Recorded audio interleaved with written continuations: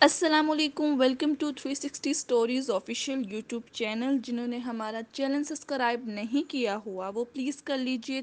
ہار اور جیت زندگی رواں رکھنے کا گر، ناکامی کامیابی کا پہلا زینہ ہوتی ہے۔ ہر تکلیف انسان کو سبق سکھاتی ہے۔ بعض اوقات انسان ہار جاتا ہے، جیسے صحرا میں رات کی تنہائی میں ایک مسافر جسے اپنی آواز سے ڈر لگتا ہے۔ ہولناک سناٹے میں چیخ کی آواز عذاب کا اعلان ہے۔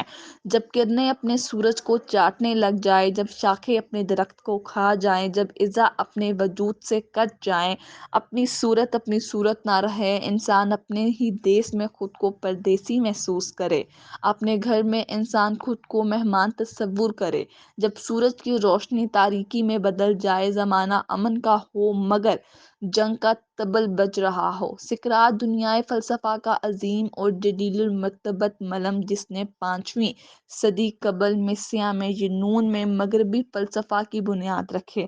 سقراط نے 2 شادیاں کی۔ پہلی بیوی ایتھنز میں ایک بار پلگ کی بیماری پھیلی اور وہ اس دنیا سے رخصت ہو گئی۔ سقراط نے دوسری شادی کی۔ اس دوسری شادی کی سقراط کی زندگی میں بہت اہمیت تھی۔ وہ انتہائی تیز مزاج، غصیلی اور منہ پھٹ تھی۔ سقراط کے دوست اور عزیز و اقرات کہا کرتے تھے کہ کبھی اس نے سقراط کے ساتھ سیدھے منہ بات نہیں کی، مگر سقراط اس کی جلی کھٹی باتیں سن کر ہمیشہ ہنس دیا کرتا تھا۔ ایک بار سقراط کے ایک ساتھی ایتھنز نے اس سے پوچھا، تمہاری بیوی زمانے بھر کی تند مزاج اور منہ پھٹ عورت ہے، اس کے ساتھ کیسے گزارا ہوتا ہے؟ سقراط نے ہنس کر جواب دیا، میں اس کے ساتھ لوگوں کو سود کھانے کی تربیت حاصل کر رہا ہوں۔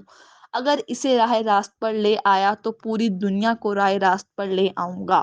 قائدانہ صلاحیتوں کے حامل لوگ خواب دیکھتے ہیں، ان پر عمل کرنا جانتے ہیں، ان میں خوف کا عنصر نہ ہونے کے برابر ہوتا ہے، اور حالات اور رویے ان کے سامنے دیوار نہیں بن سکتے۔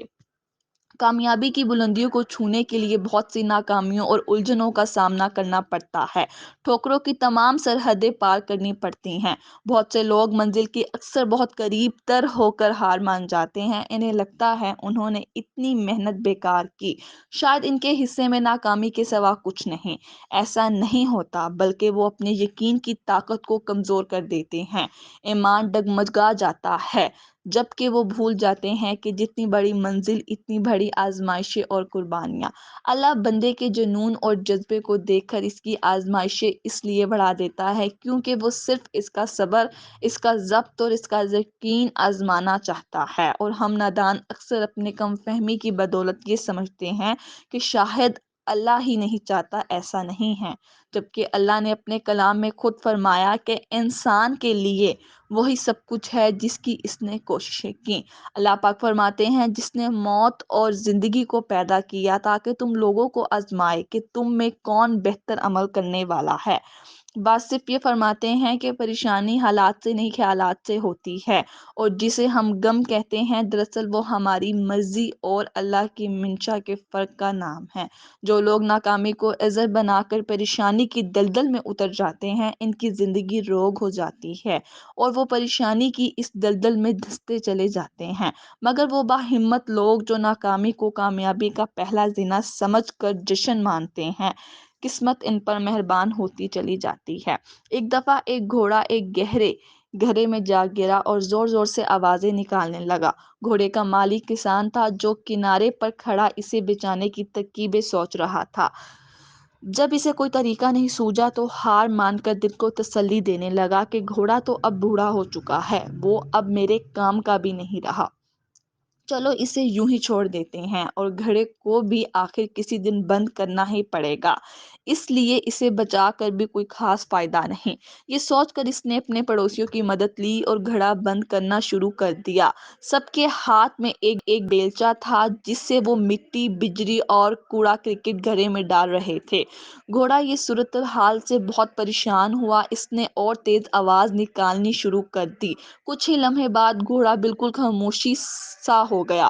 جب کسان نے جھانکا تو یہ دیکھ کر حیران رہ گیا کہ جب جب گھوڑے کے اوپر مٹی اور کچرا پھینکتا جاتا تب تب وہ اسے جھٹک کر اپنے جسم سے نیچے گرا دیتا اور پھر گری ہوئی مٹی پر کھڑا ہو جاتا۔ یہ سلسلہ کافی دیر تک چلتا رہا۔ کسان اپنے پڑوسی کے ساتھ مل کر مٹی اور کچرا پھینکتا رہا اور گھوڑا اسے اپنے بدن سے ہٹا ہٹا کر اوپر آتا گیا اور دیکھتے ہی دیکھتے اوپر تک پہنچ گیا اور باہر نکل آیا۔ یہ منظر دیکھ کر کسان اور اس کے پڑوسی سکتے میں آ گئے۔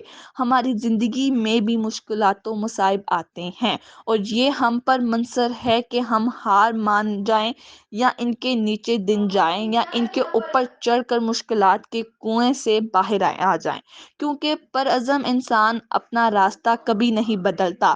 زندگی کبھی بھی کامل نہیں ہوگی، ہمارا واسطہ ہمیشہ مشکل وقتوں سے رہے گا۔